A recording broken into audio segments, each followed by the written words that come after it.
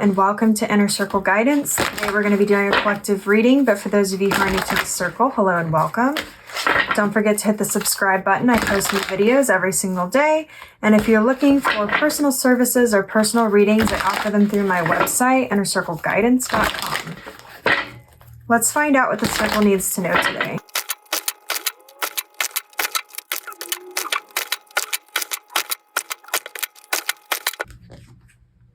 We have the Knight of Pentacles. We have the Page of Swords.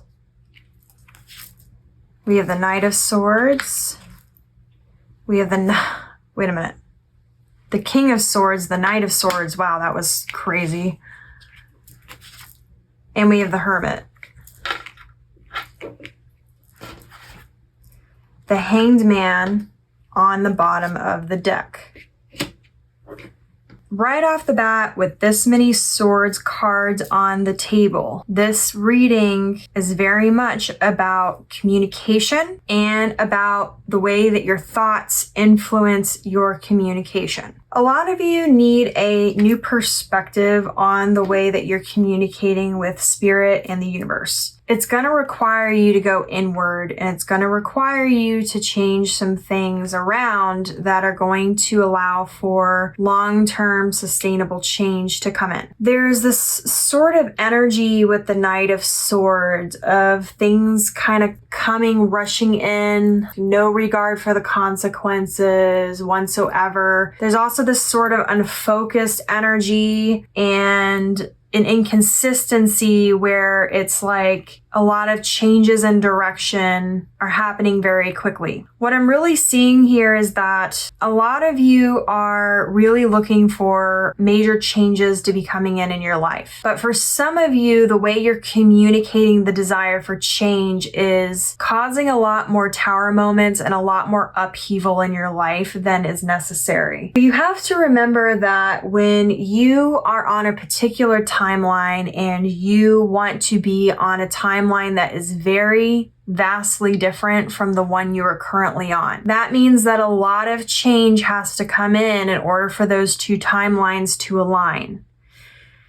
Sometimes it just means a lot of change happens all at once, but that also means with those changes that sometimes that means a lot of upheaval happens. It's a very jarring process because instead of changing each individual thing slowly at one time, you're asking for this massive shift, and so the universe then jumps in order to make everything happen. But then when things get really rocky and you're put in that situation where things are constantly in an upheaval and constantly feel unstable, then you start asking for stability. So then what happens is you go from this chaotic Knight of Swords sort of energy to this Page of Swords sort of energy where it's like, okay, I need change, but I'm willing for things to go like a little bit smoother, and I'm willing to be a little bit more patient with the Knight of Pentacles. But then it's like you get impatient and you want the changes to happen faster again. So then the universe jumps when you say jump, and then everything goes back into this sort of chaotic energy. There's balance that needs to happen in terms of the way you ask for change. For those of you who are really looking for a lot of changes at once, you need to understand that when you're communicating those changes, you need to be either more specific about the way you want them to go about, as in, I need all these changes to happen, but I need them to happen more peacefully and with more tranquility moving forward. Or you need to recognize that when you're asking for major changes, that means there's going to be a lot of change, which means there could be a lot of upheaval. And that may mean that instead of trying to change everything all at once simultaneously, you may need to slow down and ask for specific changes at a time. For those of you who struggle with really high highs and low lows, this is part of what's going to help you moving forward with more tranquility in your life. A lot of you who experience high highs and low lows experience emotion and thoughts and feelings in high highs or low lows. So when you ask for change, it's often these massive changes. It's not these small things that lead up to bigger change. What you really need to do is you need to get better about the way you are communicating. If there's massive change, then you need to go inward and figure out what really needs to change in terms of How can you move forward with the changes that you want without literally tower momenting your life every second of the day? For some of you, that's going to require you to figure out why you're racing so hard to get to your manifestations. For some of you, that has to do with your self-worth being tied to the outcome of your perceived successes or failures. For others of you, this has to do with sort of this restless energy and this fear of not fulfilling your purpose or reaching your highest potential. But whatever it is, you're going to need to slow down regardless. And you're going to need to better connect and figure out exactly what needs to change, but maybe give the universe a little bit more of a guardrail of where the parameters are in terms of how extreme or how quickly it needs to happen. This is going to give you a new perspective on the way you can manifest things, because a lot of you forget that you ask for something and you're master manifestors, so you end up manifesting much more quickly than you realize. That also means, though, that when you ask for change, it comes crashing in. It's not this sort of slow and steady wins the race kind of Knight of Pentacles energy, or even the Page of Swords where things are a little faster, but maybe a tad rocky. Maybe there's some bumps in the road and it's not exactly a smooth ride, but it's not like crazy like the Knight of Swords. But you keep going back and forth between all these different energies, and that's where all this chaos is coming from. That's where the high highs and low lows are coming from. You need to figure out how to move forward with a little bit more peace and tranquility. Part of that is, remember that what happens within happens outside in your external world. Whatever's going on inside, you end up manifesting. For some of you, it's as simple as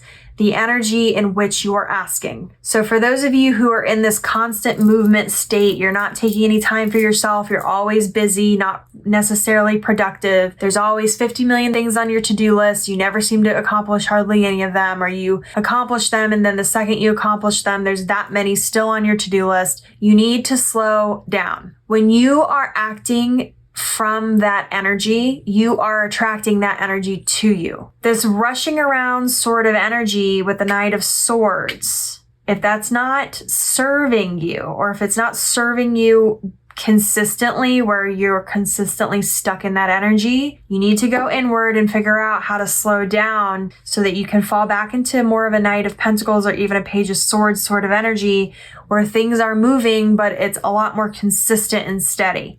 The perspective is going to come from the intention and the energy in which you are taking the action. I've talked about this in some other readings, that if you're taking action to become worthy of your goals, then that's the wrong energy to be in, because you're inherently worthy. But if you're also taking action from an energy of chaos, you're going to be receiving from an energy of chaos. If you are in an energy of balance, then you will be acting and receiving from an energy of balance. For those of you who have been struggling with this is a major key that you are missing. This is a major epiphany that hasn't quite hit you yet. And for those of you who you do understand this concept, there's a lack of implementing it into your life that's happening here. Figure out what keeps you grounded, what removes the chaos from the organized part of yourself. What separates the line between the fast-paced excitement energy that you may feel attracted to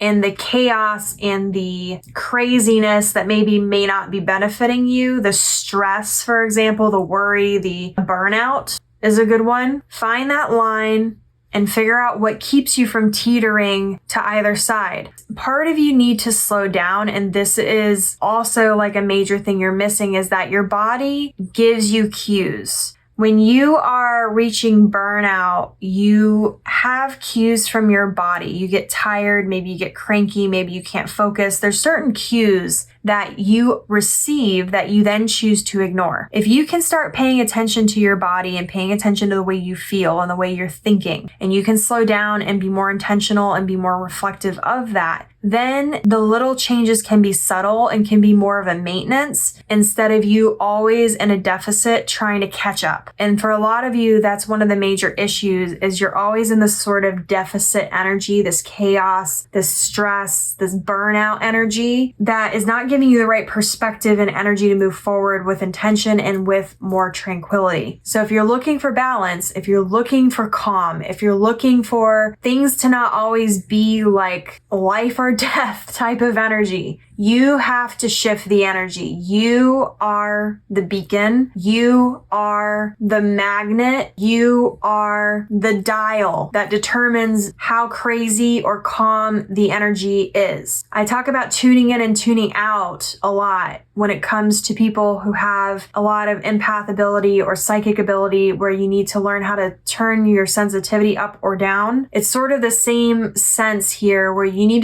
to learn how to tune in and out of yourself, your own energy, so that you can tweak it as needed, but you're not sitting there having to fix the machine or having these breakdowns or these tower moments where you lose everything in order to gain one thing, or you lose all your stability in order to create change. It doesn't have to be that way. So your affirmation for this reading is change does not have to be life or death. It does not have to be a complete upheaval of chaos. It does not have to be completely jarring. Change can also be calm. I want you to start thinking about ways that you can create change for yourself in a calm, tranquil manner. Figure out the balance. Learn how your body communicates to you, how your thoughts and feelings communicate to you where you're currently at. The whole idea I've been talking to all of you about putting in the spiritual work and everything else falls into place. This is it. This is part of that journey. Learning how to slow down and take that time, make your spiritual practices actually count, not just do it because you're being told to do it or you feel like you should do it, doing it because it actually benefits you and it's actually something you want for yourself. This is the major barrier that a lot of you have not quite broken through yet. So if this reading resonated with you, comment the affirmation down below. And as always, may your life be full of light,